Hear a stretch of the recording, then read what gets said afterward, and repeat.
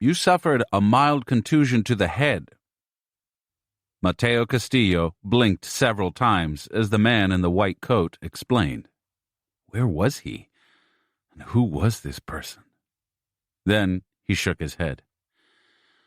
"Do you know where you are, Mr. Castillo?"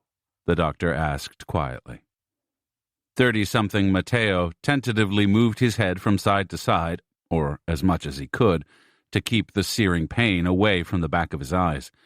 The doctor, a salt-and-pepper-haired gentleman around the age of 60, smiled down at him. "You are in the NYU hospital emergency room. I'm Dr. Conroy. An ambulance brought you here." Mateo winced as he tried to speak. What happened? Ambulance?" He could barely stammer out the words. His forehead crinkled. "I don't understand. I was in the kitchen at La Mer."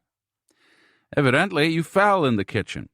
You also lost a good deal of blood from a knife wound." The doctor pointed his stylus pen at a bag with reddish-brown sludge hanging from a pole next to Mateo's bed. "It appears you cut yourself and passed out.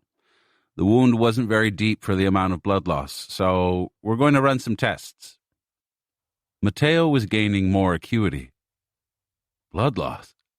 He continued to strain his brain for some point of reference. The last thing he recalled was standing in the kitchen of the restaurant. "I was trying out a new dish for the contest." He paused. "I was slicing shallots." The doctor looked at the chart again. "Do you remember slipping on anything, or wet surface, oil?" No, we are very careful, and we have mats." His eyes surveyed the curtains that surrounded his bed. "I don't understand."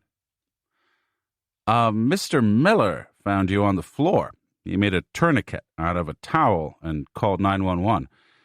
If we don't find anything abnormal, you should be able to go home in about 24 hours. The doctor glanced at his clipboard. "One more question. Were you on anything?" Mateo looked at him curiously. "Do you mean drugs?"